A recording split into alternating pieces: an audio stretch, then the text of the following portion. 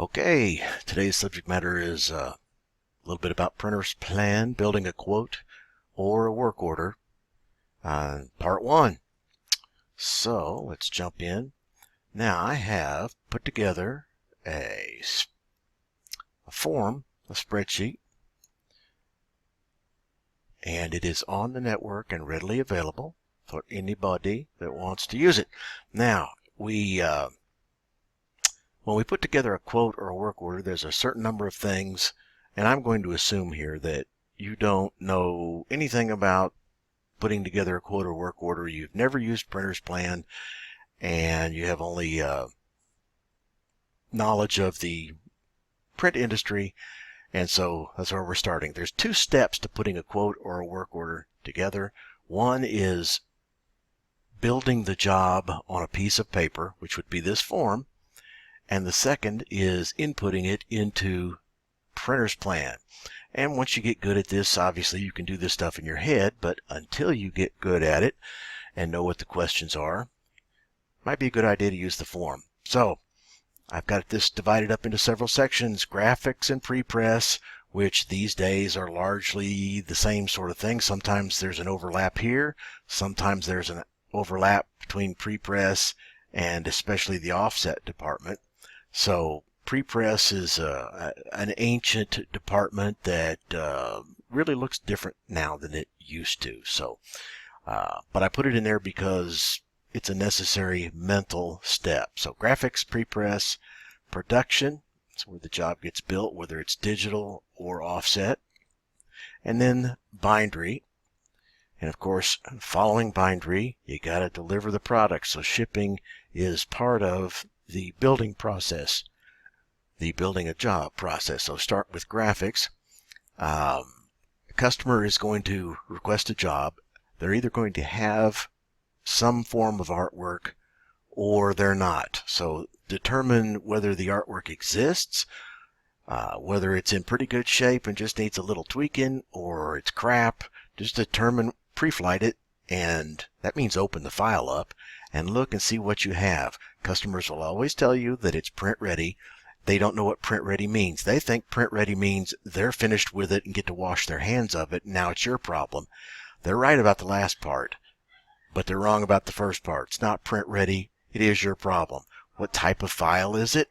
If it's some ancient type of graphics file, an ancient graphics file that is not very common anymore, maybe Publisher, or they laid out their conference brochure in Word, then we have a problem. Do we need to design this thing from scratch? What's the time frame involved here? If it's a 2-week design project, just the design part, and they have to have this tomorrow or well before the 2-week time period is up, you have another problem. You need to find these things out right up front, because finding them out in 2 or 3 or 4 days from now makes you look not very bright, and it's going to get us all in trouble because the customer's not going to be happy. So once you've determined at least these questions, then you can move on to pre-press and ask yourself, is this job going to be produced digitally, or are we going to do it offset, on the offset presses, ink on paper versus toner on paper, black and white or color? Do we need to pre-flight the file? We touched on that. Has it been converted to PDF, or are we going to have to do that? Does it have crops and bleeds? Do we need to add that? Does the art need to be imposed or put, 2 up, 4 up, 6, 8 up on a piece of paper? Did the customer attempt that? If they did they bother to add crops and bleeds, and so forth? Customers don't know this stuff. They think they do, but very, very few of them know this stuff. So ask.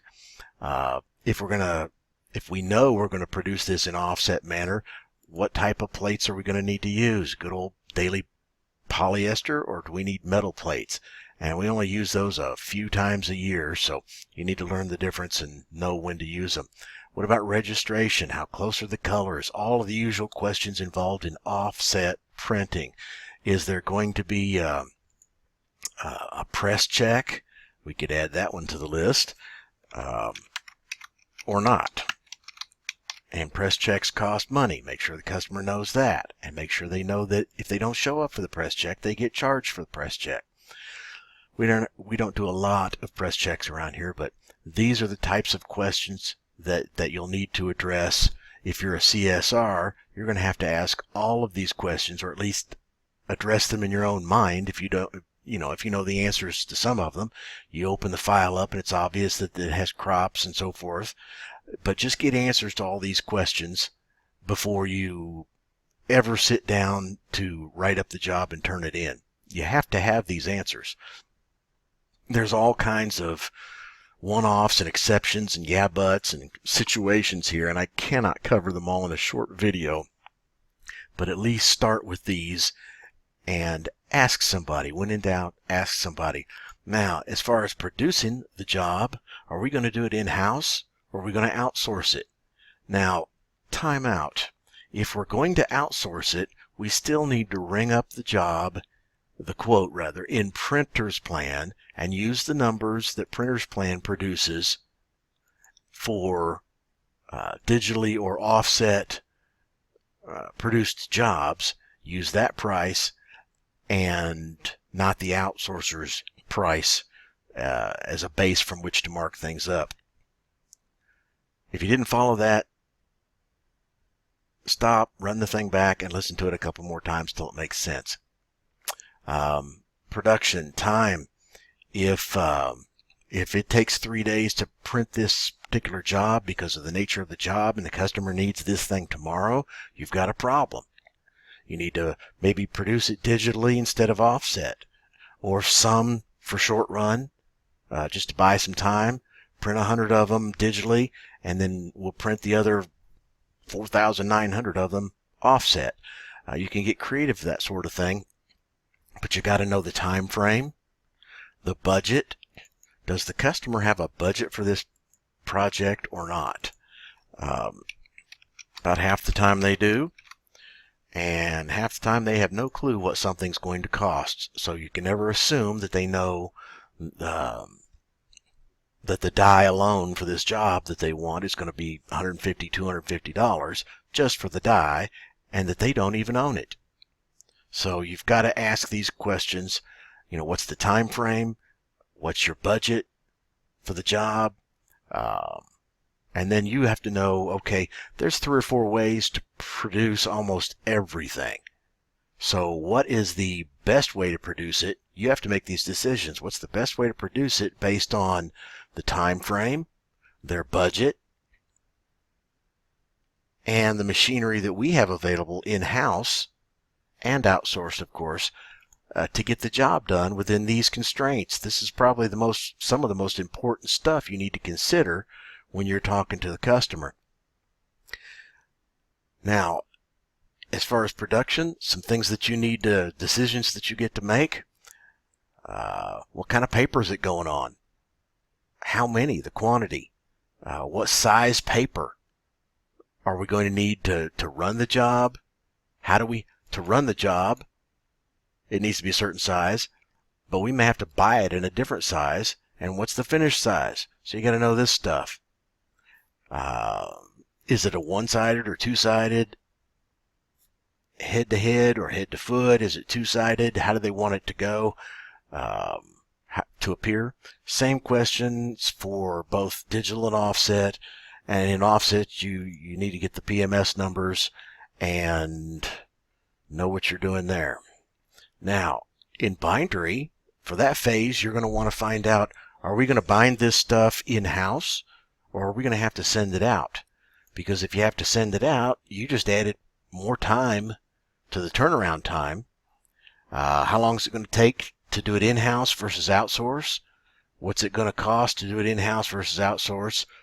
And the production machinery. Maybe we don't have it in-house and you have to send it out.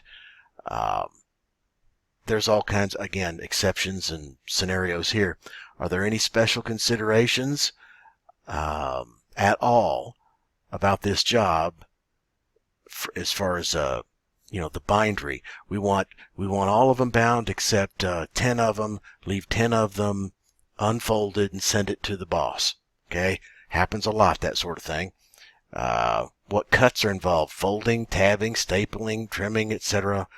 You've got to find out what type of bindery is involved in the very beginning. You can't wait till the end of the job and say, oh yeah, we forgot to talk about how you want this. She said, oh, I want it double gate folded with a twist and punch holes in it, and I need it this afternoon. That ain't happening. So you got to know this stuff ahead of time so you can plan. And then shipping. Now, this is almost as important or more important even. It's how you finish, isn't it? It's how you finish. You can do all of this up here, get all the information. You were perfect. You took a little extra time and wrote up the details, and then you screwed up the shipping. The job was beautiful, but it showed up the day after the event in which they need it because you just dropped the ball here. Or maybe you didn't drop the ball. You got all the info, and somebody in our shipping department could drop the ball. If there's a human involved, fire drill is possible. We want to know, when do they need this thing? Date and time. Are they going to pick it up? Are we going to deliver it? How are we going to deliver it? Our truck, couriers, the rep wanting to run it over there for some reason. UPS, FedEx. If it's the next morning, UPS or FedEx, our account or theirs. Sometimes if the company's bigger than ours, they may get a bigger discount than we do on their accounts, so it's quite possible it could be theirs. It's usually not. What about partial shipments? They're having an event in 2 days and they want 1 million of something. Well, how many do you really need for the event? We need 1,500. Okay, we might do a partial shipment of 1,500 done digitally. Remember back up here, short run. We're going to do some digitally for short run and do a partial shipment, and they're happy for the event, and then the remaining little less than 1 million of them will get shipped after they're finished. Any special drop-off instructions? A lot of places have docks, loading docks. Yeah, you got to take it to the dock, and I'll get it. Sure they will. You better make sure you have their name and the information on the box and a special note taped to the box so that the guy on the dock knows what to do with it. Otherwise, it's getting stuck in a corner and you are going to get a phone call. I didn't get my stuff. Then you're going to waste a half an hour running around this facility trying to figure out if it even got there and where it is and where the invoice is. You can see who signed for it, etc. So, and special packing instructions is important. If it's fragile, or I need 10 of them to go here and I need 14 of the purple ones to go there. People get crazy with this shipping stuff, and you better get it right, because if you get this wrong, they won't remember everything else you got right. What else? You ship to hotels a lot. When it goes to a hotel, the concierge is going to get it. It's going to get stuck in their little room full of shipments and forgotten about until somebody asks for it. So you got to make sure you have the customer's name on the box, that sort of thing. Then you better write yourself a note to send an email to the customer that it's there and give them the tracking number and that sort of thing. So it's all the little details like that that you've got to round up. Once you've filled in this sheet and you know what you've built your job on the sheet, your quote or your work order on the sheet if you need it, then we can go to the next step, which is inputting all this information into Printer's Plan, because that's hard enough by itself trying to figure out where everything is, much less having to figure out what you're looking for and then where it is. So use the form, then go to Printer's Plan, and that's the next video.